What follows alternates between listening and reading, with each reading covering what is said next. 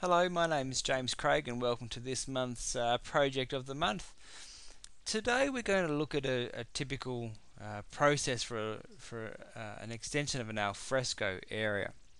And the alfresco area in this property is out the back, like most people's alfrescos would be. And what I'm going to do is just take you through what it is that we do at spaces and places. So here's the existing back of the property.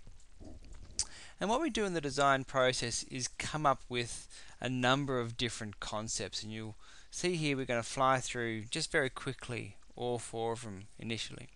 And we do four concepts because we want to present to you lots of different ideas. Now all these concepts are really based around the customer's brief, so we're working within a limited space. The designs themselves, there's some retaining walls that are existing there, so we're going to work the designs around those existing walls. So let's have a look at concept number one. What we've done is we've put a large deck in. So the existing walls that we've got to work with, we've got these retaining walls around here. There's a couple of stairs and some steps leading up to the lawn and the pool area. So what we're going to do is have a look at the use of space and things that we have to consider. We've got to consider how we access the property through, from side accesses. We have to consider what the outlook from the house is going to be, and each of the rooms will have a different outlook. Here's the main exit, and in this particular instance, in this particular property, what we're going to do is change all the rear doors into bifolding doors. We're going to try and incorporate a kitchen.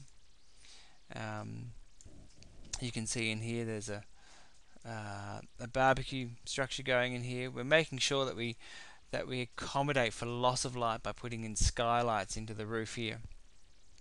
And we're going to, not dissimilar to how you design a house, but we're going to divide it into two different spaces. We've got a dining space on the right hand side, and on the left hand side we're going to put a lounge space.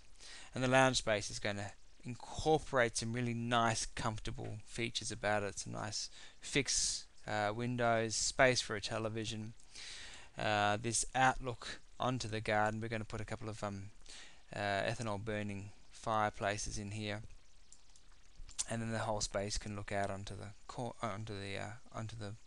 pool there. This particular design features a pillarless corner where we're going to design it so that these bifold doors can open up and open this corner up, so there's no interruption with a post on here. Then what we've done, we've made sure that we've got ample provision for lots of light in here. The second concept that we're going to look at is similar in its design. We're still working within the confines of the space. So we've created this room down here. We're going to go for a solid masonry wall, and this time we're going to undo a little bit of the retaining walls and push this wall up against the boundary. We're going to include a nice horizontal feature, stone wall, incorporate a fireplace into the wall. TV gets mounted up here, and it becomes a really nice go-to kind of space.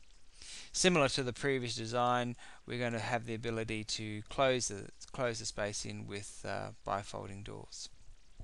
And as a bonus, what we can achieve with this particular design is the ability to go and put a rooftop balcony on here. So this is one of the bedrooms, and so it's a mirror. Currently, it's a mirror of this bedroom here. So we can take the windows out, put a door in here, and achieve a nice upstairs balcony. Concept number three.